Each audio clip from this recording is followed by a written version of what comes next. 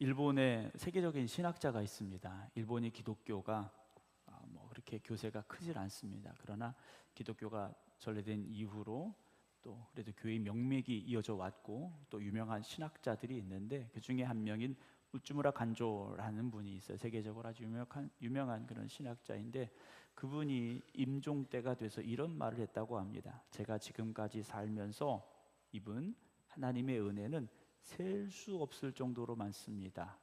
하지만 그 중에서도 가장 기쁘고 감사한 것은 바로 저의 기도를 전부 들어주시지 않은 것입니다. 그랬어요. 하나님의 은혜가 셀 수 없이 많은데 그 중에 가장 기쁘고 감사한 것은 하나님께서 내 기도를 전부 다 들어주시지 않은 게 가장 기쁘고 감사하다 그럽니다. 만약 제가 한 기도를 그대로 하나님이 들어주셨다면 저는 제멋대로였을 것이고 교만하기 짝이 없을 것이고 건방진 인간이 됐을 겁니다. 그러나 하나님께서는 저의 영혼을 파괴하고 죄짓게 하는 기도는 들어주지 않으셨습니다. 오 주님, 이것으로 인하여 정말 감사드립니다. 당신은 저의 온전한 기도만 들어주심으로 저를 통하여 하나님의 뜻을 이루셨습니다 라는 고백을 했다고 합니다. 여러분, 우리의 기도가 사실 다 응답됐으면 정말 좋죠. 그렇지 않습니까? 내가 지금 하고 있는 기도 다 응답됐으면 좋잖아요. 기도를 안 하시나요? 기도하는 게 다 응답됐으면 얼마나 좋겠습니까? 그런데 이 우츠무라 간조는요, 때로는 하나님께서 응답하지 않으신 것이 더 감사할 수밖에 없음을 고백하고 있습니다. 내가 원하는 대로 다 되지 않아도 하나님이 원하시는 것이 이루어지는 것, 아버지 나의 원대로 마옵시고 아버지의 원대로 되길 원합니다. 주님의 그 기도가 오늘 여러분들의 고백이 될 수 있기를 주님의 이름으로 축원합니다. 그렇다고 해서 기도 안 해도 된다는 말씀은 아니에요. 기도하지 말라는 말씀은 아닙니다. 기도하세요. 하나님의 뜻을 구하는 기도를 하시기 바랍니다. 오늘 이제 새가족반 마지막 시간 말씀이에요. 오늘 마지막 이제 정리하는 말씀인데요. 오늘은 길지 않은 말씀 드리려고 합니다. 어제 제가 이렇게 목사님들 글을 올리는 이제 페이스북에 한 그룹이 있어요. 거기 이제 한 목사님이 요즘 그 AI를 통해 가지고서 뭐 글도 쓰고 그림도 그리고 이렇게 하지 않습니까? 아마 챗GPT를 가지고 이제 글을 이렇게 짧은 글을 하나 쓰신 건데, 토요일 날이잖아요. 모든 목사님들이 주일 설교 준비하시고 고민하고 기도하는 그런 시간인데, 그런 아마 그 인공지능을 통해서 쓴 글이니까요. 그렇게 써 있었어요. 내일 설교가 말로 홈런이 되기를 원합니다. 그랬어요. 병살타가 되질 않기를 원합니다. 이렇게 얘기를 했어요. 사실 목사는 끊임없이 설교를 해야 됩니다. 주일이 오면 설교해야 되고, 수요일이 되면 또 설교해야 되고, 새벽이 되면 또 설교해야 되고, 가정의 신방 가서도 설교해야 되고, 설교가 끊임없이 계속 해야 되는 것이 바로 이제 목사, 목회자의 또 설교자의 그런 삶인데요. 사실 설교를 아무리 열심히 준비를 하고 최고의 노력을 다해서 준비를 하고 설교를 해도 결과가 다를 때가 있습니다. 정말 준비한 그대로 하나님께서 은혜를 주실 때도 있지만, 내가 열심히 노력했는데 결과가 처참할 수도 있어요. 세속말로 말하면 죽을 쓸 때가 있습니다. 네. 뭐 옛날에 부흥사 목사님들은 죽을 쓰면 내가 상태가 안 좋아서 죽을 먹으니까 네, 그러라 얘기도 하셨습니다만, 사실 모든 목사님들이 매번의 설교가 말로 홈런 같은 설교가 되기를 원하고 준비를 하세요. 그럼에도 불구하고 결과가 그렇지 않죠. 요즘 이제 교회들이 목사님들을 청빙을 하는 경우들을 보게 되는데요. 교회에서 어떤 목사님을 지정해서 지목해서 청빙하는 경우도 있지만, 어떤 경우에는 목사님들 뭐 이력서라든가 설교라든가 이런 것들을 이제 받습니다. 그래서 거기서 이제 추려가지고 목사님, 담임 목사님을 결정하게 되는 경우가 있는데, 그 중에 가장 중요하게 생각하는 것이 설교입니다. 그래서 설교 몇 편을 이렇게 보내라, 또 뭐 링크를 인터넷에 올라가 있으면 그 링크 주소를 뭐 첨부해라 이렇게 얘기를 하고, 거기서 추려가지고 또 어떻게 하느냐, 뭐 이제 뭐 세 분 네 분 이렇게 목사님을 딱 정해요. 그리고 목사님들을 초청해서 그 설교를 또 듣습니다. 그러면 그 목사님이 그 한 번의 설교로 그 교회 청빙을 받을 수도 있고, 그 한 번의 설교 때문에 청빙을 못 받을 수 있는 경우가 생깁니다. 설교자인 저로서 볼 때는 한 편의 설교로 그 목사님의 모든 걸 알 수 있을까라는 생각을 가지게 되기도 합니다만, 어쨌든 목사를 평가하는 기준이 설교일 수밖에는 없다라는 것은 공공연한 사실인 것 같아요. 그래서 저도 이 자리에 늘 올라오면서 늘 무거운 그 마음의 짐을 지고 올라옵니다. 왜냐하면 목사의 말 한마디가 정말 죽어가는 성도를 살리는 말이 될 수도 있지만, 성도들을 상처 줄 수 있는 말을 할 수도 있기 때문에 너무나도 두려운 마음을 가지고 늘 이 자리에 서게 됩니다. 그리고 저는 제 자신이 알아요. 제가 뭐 내노라 하는 설교자도 아니고, 공부를 너무 많이 한 그런 설교자도 아니고, 그런 제 자신을 제가 알아요. 제 연약함을 알기 때문에 늘 저는 제 설교가 말로 홈런이 되지 못한다라는 건 압니다. 그러나 함께 예배드리는 그 자리에 있는 누군가에게 힘이 되고 위로가 되고 결단이 될 수 있다면, 그래서 하나님께서 나를 세우셨구나라는 마음은 늘 가지고 있습니다. 그러니까 여기 모이신 여러분들이 다 은혜 못 받아도 단 한 명이라도 그 말씀 속에서 뭔가 하나님의 음성을 들을 수 있다면, 저는 그 사람 때문에 하나님께서 오늘 여기 세우셨다라고 생각을 하고 있어요. 그래서 실망하진 않습니다.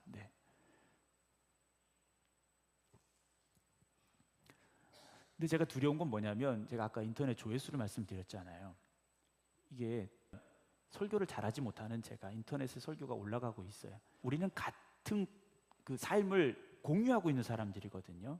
우리 생극교회라는 한 울타리 안에서 함께 신앙생활하고 함께 아픔을 공유하고 그런 상황이 있는데, 이 상황과는 전혀 다른 상황의 사람들이 그 설교를 들었을 때 오해할 수 있지 않을까, 또는 잘못되게 받아들일 수 있지 않을까라는 걱정이 있기 때문에 말씀을 드리는 거죠. 물론 뜻밖의 어느 사람이 그 말씀을 듣고 힘을 얻을 수도 있죠. 뜻밖의 어느 사람이 그 말씀을 듣고 삶의 소망을 가질 수도 있죠. 그래서 항상 두려운 것 같습니다.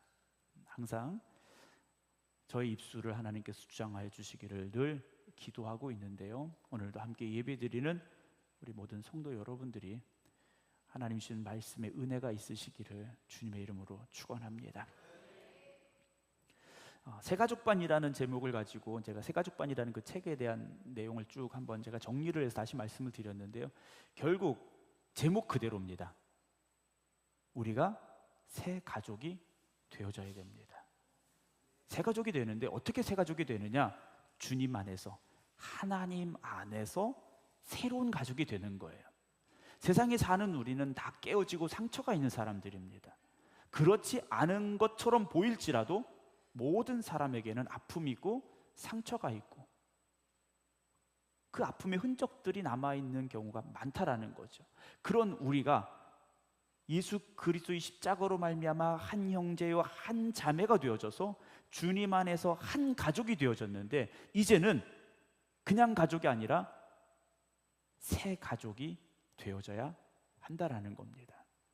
사랑하는 성도 여러분, 하나님께서는 천지 만물을 아름답게 창조하셨고 하나님 보시기에 심히 아름답게 창조하셨습니다. 영원한 기쁨과 행복이 있는 땅으로 만드셨어요. 그런데 범죄함으로 그것이 깨지고 말았지 않습니까? 고통이 찾아오게 되고 죽음이 찾아오게 되고 하나님으로부터 멀어질 수밖에 없는 우리가 되었다라는 거죠. 이제는 우리가 어떤 자리에 서야 되느냐? 다시 하나님이 창조하신 그 아름다움을 회복할 수 있고 그 은혜를 회복할 수 있는 회복의 관계, 회복의 자리에 우리가 서야 됩니다. 오늘 저나 여러분들은 하나님과의 관계가 다시 회복되기를 늘 힘써야 되고, 하나님 앞에서 우리가 하나님의 자녀로 살기를 노력하며 살아야 됩니다. 그래서 창세기는요, 하나님이 그렇게 아름답게 창조하셨는데 인간의 범죄로 아름다움이 깨졌고 심판당하고 멸망당하고 그러나 다시 요한계시록에서 어떻게 됩니까? 하나님이 주는 새 하늘과 새 땅을 하나님께서 창조하심에 대해서, 우리에게 다시 허락하심에 대해서 말씀해 주고 계시다라는 거죠. 결국 우리는 그 자리를 회복하여 나가는 과정 중에 있는 사람들입니다. 그 과정 중에 있지만 지금도 우리는 하나님의 은혜를 누리며 살 수 있어야 되고, 하나님이 주시는 기쁨을 누리며 살 수 있는 사람들이 되어져야 되죠. 그러니까 미리 맛보는 삶이 되어져야 됩니다. 어떤 우리가 뭐 이제 길거리에 뭘 이렇게 사러 갈 때가 있잖아요. 음식을 뭐 사고 이럴 때가 있는데 맛보기를 줄 때가 있지 않습니까? 맛보고 사라는 거예요. 이게 맛이 이러니까, 이 음식의 맛이 이러니까, 이 반찬의 맛이 이러니까, 이 아이스크림의 맛이 이러니까, 이 과자의 맛이 이러니까 맛보고 사라는 거지 않습니까? 파는 입장에서는 맛이 있다고 내놓는 거잖아요. 그렇지 않습니까? 맛있으니까, 맛이 좋으니까 사보라는 거지 않습니까? 여러분, 우리가 사는 세상이 힘들고 어려운 거 맞습니다. 오전에도 말씀을 드렸습니다만 힘들어요. 어려운 거 맞습니다. 그러나 하나님이 주시는 그 기쁨을 맛보시기 바랍니다. 완벽하게 여기서 우리가 천국의 삶을 살 수는 없어요. 왜냐, 우리는 아직도 불완전한 세상 속에 살고 있기 때문에, 죄악 가운데 살고 있기 때문에 여기가 천국은 아닙니다. 여기서 여러분 천국과 같은 삶을 누릴 수는 없어요. 하지만 그 천국의 삶을 맛보시기 바랍니다. 그 맛을 한번 알아야 되는 거예요. 그 맛을 알면 천국을 사모할 수밖에 없고 천국을 더 기대할 수밖에 없다라는 거죠. 여러분, 죽음이라는 문제에 대해서 어떻게 생각하십니까? 죽음이라는 건 누구에게나 찾아오는 시간입니다. 지금도 우리에게 찾아오고 있는 시간이 죽음이라는 시간이에요. 물론 앞으로 이제 과학이 놀랍게 발전해서 뭐 노화를 막아줄 뿐만 아니라 젊음을 유지시킬 수 있는 기술, 어떤 과학이 발달되고 또 실현될지는 모르겠습니다만, 아직까지 우리의 현실 속에서는 누구나 다 이 땅에 태어나면 성장하다가 노화하고 결국 죽게 돼 있습니다. 어제도 저희 아이들이 제 얼굴을 이렇게 한번 쭉 보더니 눈 밑에 지방이 많아져가지고, 이 지방을 뭐 어떤 TV에 나오는 누가 재배치를 했대요. 그래서 이게 없어져가지고 아주 젊어졌다고 그러는데, 아빠도 몇 년 있다가 이걸 해야 되지 않겠냐 이렇게 얘기를 하더라고요. 하지만 결국은 어떻습니까? 우리의 호흡이 멈추는 날이 있고 하나님 앞에 서게 되는 그날이 있지 않겠습니까? 우리는 그 과정을 지금 살아가고 있는 사람들이죠. 그 과정을 살아가는 사람들인데, 천국은 어떤 곳일까요? 저도 모르고 여러분들도 모릅니다. 이사야 11장 말씀 한번 찾아보겠습니다. 구약성경 이사야 11장입니다. 구약성경 981쪽입니다.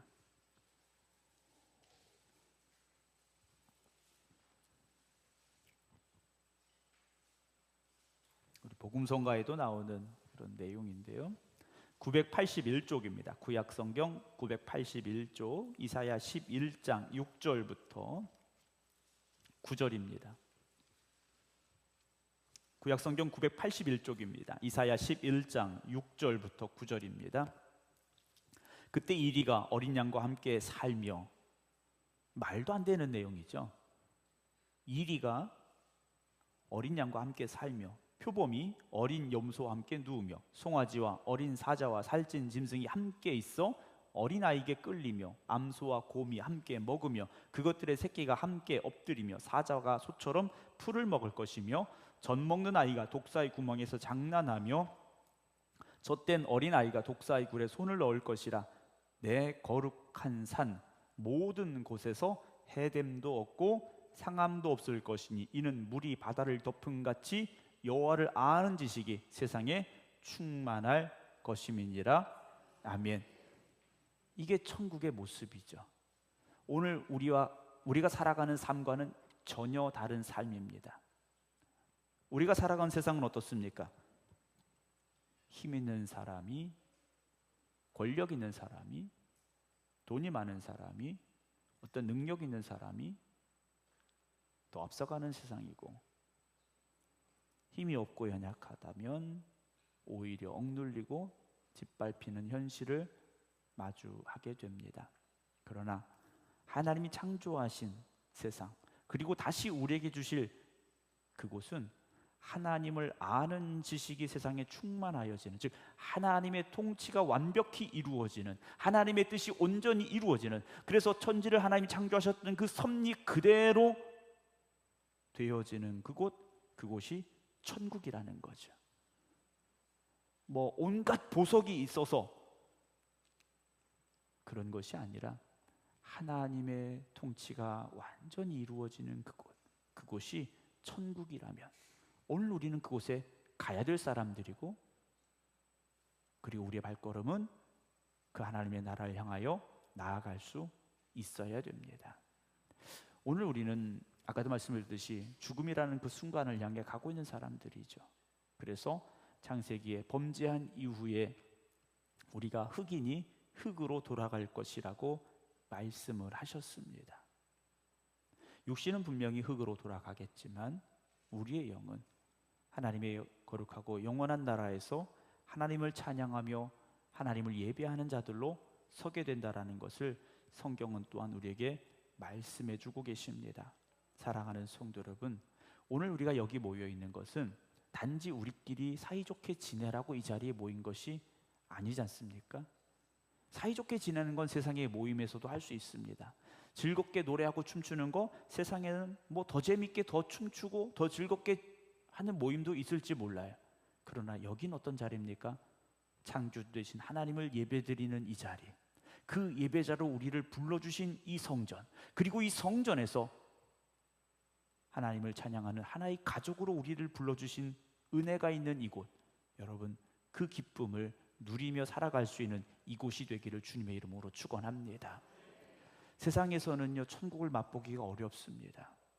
그러나 이 성전에서만큼은 여러분 천국을 맛보시고 누리시기 바랍니다. 교회가 그런 자리가 되어져야 되지 않겠습니까? 그런 맛을 보여줄 수 있는 우리가 되어져야 하지 않겠습니까? 장로님 아까도 기도하셨습니다만 세상의 모든 교회가 그런 교회가 되어져야 되는데, 세상의 모든 믿는 사람들이 그 맛을 보여줄 수 있는 사람들이 되어져야 되는데 정말 그런가? 라고 우리가 스스로에게 물어보게 됩니다. 우리는 그렇지 못하다라고 대답을 하게 됩니다. 오늘 우리가 살아가는 삶은 결국 하나님이 주신 사명을 온전히 이루어가는 삶이 되어져야 되는데요, 오늘 본문의 말씀에 보게 되면 내 사랑하는 형제들아 견실하며 흔들리지 말고 그랬습니다. 저나 여러분들은요 세상을 살아가면서 굳건하게 서서 흔들리지 말아야 되고 항상 주의 일에 더욱 힘쓰는 자들이 되어져야 됩니다. 주님께서 우리를 불러주신 이유 여기에 있지 않습니까? 주님의 일을 위하여 쓰시려고 우리를 부르셨습니다. 하나님의 일꾼으로 쓰시려고 저와 여러분들을 부르셨습니다. 여러분 항상 주의 일에 더욱 힘쓰시기 바랍니다. 하고 싶을 때가 아닙니다. 주님의 일은 내가 하고 싶을 때 하는 게 아니고 내가 준비되었을 때 하는 게 아니고 항상 더욱 그리고 힘써서 해야 되는 겁니다. 주님의 일을 할 만큼만 하고 되는 만큼만 하고 그렇지 않다라는 거죠. 이는 너희 수고가 주 안에서 헛되지 않은 줄을 알미라 그랬습니다. 여러분 오늘의 이 수고가 헛되지 않습니다. 여러분들의 그 수고가 이 교회를 교회답게 할 것이고 여러분들의 그 수고가 죽어가는 영혼을 살리는 귀한 사명의 자리가 될 것이고요, 여러분들의 그 수고가 천국을 알지 못하는 이들에게 천국을 맛보게 해주는 그 수고가 됨을 기억하시기 바랍니다. 오늘 저나 여러분들은 믿음의 소망을 가지고 사는 사람들입니다. 더 정확하게 말하면 천국의 소망을 가지고 살아가는 사람들입니다. 그렇다면 이 세상의 삶은 더욱 힘써야 됩니다. 주님 앞에 서기에 부끄럽지 않도록 항상 주의 일에 더욱 힘쓰시기 바랍니다. 우리가 하고 싶어도 할 수 없을 때가 곧 옵니다. 힘써서 하고 싶지만 그 힘이 없을 때가 곧 찾아옵니다. 항상 주의 일에 더욱 힘쓰시기 바랍니다. 힘쓴다면 우리에게 무엇이 돌아오느냐? 여러분, 그 수고와 보상을 기대하십니까? 하나님 반드시 갚아주십니다. 반드시 역사하십니다. 너희 수고가 주 안에서 헛되지 않다 말씀해 주고 계십니다. 여러분, 여러분들의 그 헌신이, 여러분들의 그 수고가 결코 헛되지 않음을 바울은 우리에게 말하고 있습니다. 오늘 여러분들이 천국에 대한 소망을 가지고 주님 안에서 우리가 새 가족이 되고 믿음의 한 형제요 한 자매가 되어진 이 자리에서 여러분 항상 주의 일에 더욱 힘쓰는 삶이 되시기 바랍니다. 그리고 하나님께서 베푸시고 허락하시는 그 놀라운 은혜가, 놀라운 축복이 여러분들의 삶에 이루어지기를 주님의 이름으로 축원합니다. 기도하겠습니다.